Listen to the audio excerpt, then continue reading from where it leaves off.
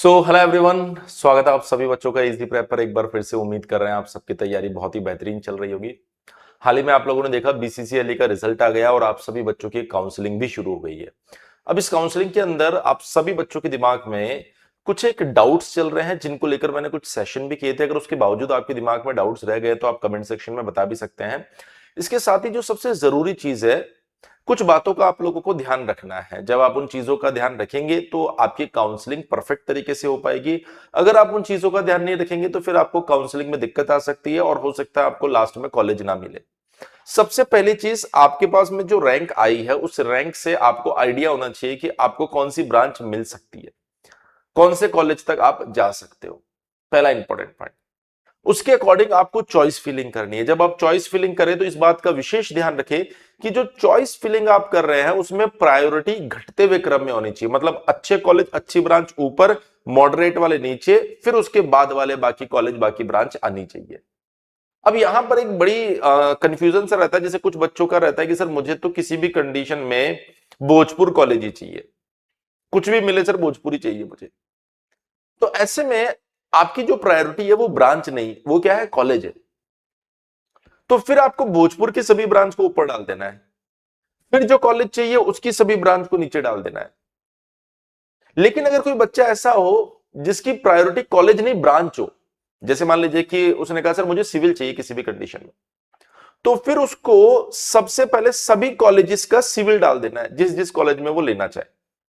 ऊपर अच्छे कॉलेज, नीचे थोड़े से मॉडरेट कॉलेज, फिर किसी दूसरी ब्रांच को डालना है। तो ये दो तरीके से काउंसलिंग होती है, दोनों का आपको दिमाग में बिल्कुल रखना है।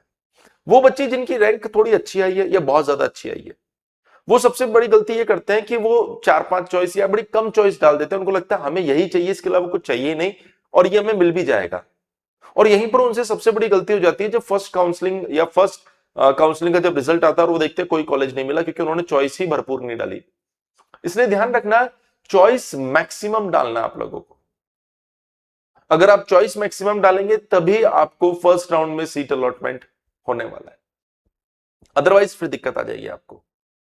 नेक्स्ट इंपॉर्टेंट पॉइंट, जो बच्चे गलती कर रहे हैं वो क्या कर रहे हैं, अपनी इच्छा से कुछ भी कॉलेज भर दे रहे हैं और बीच में अगर उन्होंने कोई प्राइवेट कॉलेज डाल दिया तो ध्यान रखना उनको वो प्राइवेट कॉलेज मिल जाएगा और फिर दिक्कत हो जाएगी। इसलिए अगर आपका टारगेट गवर्नमेंट कॉलेज है तो चेक करके प्रॉपर गवर्नमेंट कॉलेज की लिस्ट ही चॉइस फिलिंग के अंदर डालें। उसके बाद आपको क्या करना है, जो फर्स्ट राउंड का सीट अलॉटमेंट आ जाता है तो आपको वो कॉलेज चाहिए या फिर आप उसे ऑटो अपग्रेडेशन पे डालते हैं, दोनों ही कंडीशन में डॉक्यूमेंट वेरिफिकेशन के लिए आपको जाना ही जाना है। कोई भी बच्चा ऐसा नहीं होना चाहिए जो ये सोचे सर मुझे कॉलेज ही नहीं चाहिए तो मैं डॉक्यूमेंट वेरिफिकेशन के लिए नहीं जाऊंगा। अगर आप डॉक्यूमेंट वेरिफिकेशन के लिए नहीं गए तो आप सेकंड राउंड से भी बाहर हो जाएंगे। वो बच्चा जो फर्स्ट राउंड में पार्टिसिपेट करेगा वही सेकंड राउंड में कंसीडर किया जाएगा, अदरवाइज सेकंड राउंड में आपको कंसीडर नहीं किया जाएगा। इसलिए फर्स्ट राउंड में भी पार्टिसिपेट करना जरूरी है। इन बातों का ध्यान रखना जरूरी है। आपके कमेंट सेक्शन में इनसे जुड़े काफी सवाल थे, इसलिए आज मैंने ये वीडियो बना दिया ताकि आप लोगों को ये चीज पता रहे किन किन पॉइंट्स का आपको ध्यान रखना है।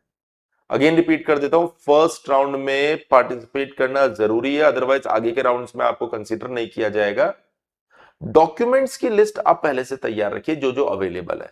मैं एक वीडियो डॉक्यूमेंट्स के ऊपर भी बना दूंगा और आज ही डाल दूंगा, उसको भी आप देख लेना। डॉक्यूमेंट्स की लिस्ट भी आप लोगों को तैयार करना है। तो इन बातों का आप ध्यान रखिए जिससे काउंसलिंग में किसी तरह की आप लोगों से गलती ना हो। इसके साथ ही एक चीज और बता देता हूं कि आप सभी बच्चों को लगभग पता तो है ये कौन सा ब्रांच आपको मिलने वाला है। थर्ड सेमेस्टर के बैच 16 जुलाई से यानी आज से शुरू हो गए हैं। ये कुछ फोटोज में लेकर आया हूं जो हमने पिछले साल पढ़ाया था, ताकि आपको पता चले कि किस लेवल का कंटेंट हम आपको प्रोवाइड करवाते हैं। Proper diagram, proper theory, proper derivation, proper animation, सबके माध्यम से आपको सारी चीजें बताते हैं। क्योंकि आप इंजीनियरिंग में आ चुके हो और इंजीनियरिंग में आ गए हो तो यहां पर कहीं ना कहीं आपके जो कंटेंट की क्वालिटी है वो और बेहतर होनी चाहिए। तो आप देख सकते हैं किस लेवल से हम लोग यहाँ पर कंटेंट कवर करवा रहे हैं। तो अगर आपने अभी तक इजी प्रेप एप्लीकेशन के ऊपर उम्मीद बैच के अंदर एनरोलमेंट नहीं किया है तो जल्दी से जल्दी इजी प्रेप एप्लीकेशन को डाउनलोड कर लीजिए और वहां पर आपको उम्मीद बैच मिल जाएगा, जिसमें डेडिकेटेड लाइव क्लासेस मिलेगी, उनकी रिकॉर्डिंग्स मिलने वाली है, पीडीएफ नोट्स मिलेगा, प्रीवियस ईयर क्वेश्चंस मिलेगा। साथ ही वो बच्चा जो हर ब्रांच में टॉप 100 स्टूडेंट में आएगा, मतलब शुरू के 100 एडमिशंस को हम exam booster batch, VVI question और MCQ practice test series free of cost देंगे, बाद में इसके 900 रुपए अलग से लगेंगे। अगर आप शुरू के 100 बच्चों में आते हैं तो 2,999 रुपए का थर्ड सेमेस्टर का कंप्लीट कोर्स आपको अभी 1,999 रुपए में ही मिल जाएगा। और अगर आप थर्ड प्लस फोर्थ का कॉम्बो ले लेते हैं तो और भी बेनिफिट होगा, 4,999 रुपए का ये बैच आपको 3,499 रुपए में मिलेगा और इसकी वैलिडिटी फोर्थ सेमेस्टर तक रहेगी। अगर आप सिक्स सेमेस्टर तक का बैच ले लेते हैं तो 9,999 रुपए का ये बैच आपको 5,999 रुपए में कंप्लीटली मिल जाएगा, इसकी वैलिडिटी सिक्स सेमेस्टर तक रहेगी। अगर आप ये वाला बैच लेते हैं तो दोनों सेमेस्टर में ये सारी फैसिलिटी मिलेगी, ये वाला बैच लेते हैं तो छठे सेमेस्टर तक ये सारी फैसिलिटी मिलेगी। करना क्या, आपको इजी प्रेप एप्लीकेशन को डाउनलोड करना है और अगर कोई भी दिक्कत आती है तो 7014639318 इस नंबर के ऊपर आप कॉल कर सकते हैं। मैं उम्मीद कर रहा हूं बीसीसीएलई काउंसलिंग से जुड़े सभी अपडेट्स भी मैं आपको दे रहा हूं, साथ ही साथ आपको यह भी जानकारी दे रहा हूं कि थर्ड सेमेस्टर की पढ़ाई अब आप लोगों को चालू कर देनी है। आप लोग ये वेट ना करें कि जिस दिन कॉलेज अलॉट होगा उस दिन जाएंगे फिर पढ़ाई चालू करेंगे, तो ऑलरेडी आप लीट स्टूडेंट्स हैं, तो जो फर्स्ट सेम सेकंड सेम पढ़कर आया उस बच्चों से आप एक कदम पीछे रहेंगे क्योंकि पहली बार आप इंजीनियरिंग में जा रहे हैं।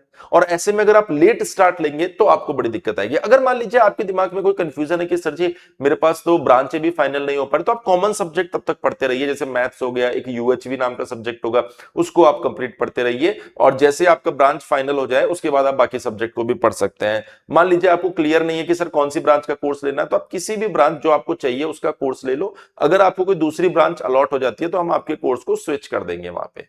तो उम्मीद कर रहा हूं ये इंफॉर्मेशन आप लोगों के लिए काफी हेल्पफुल रही होगी। आप सभी बच्चों से मिलेंगे नेक्स्ट वीडियो में। Thank you so much.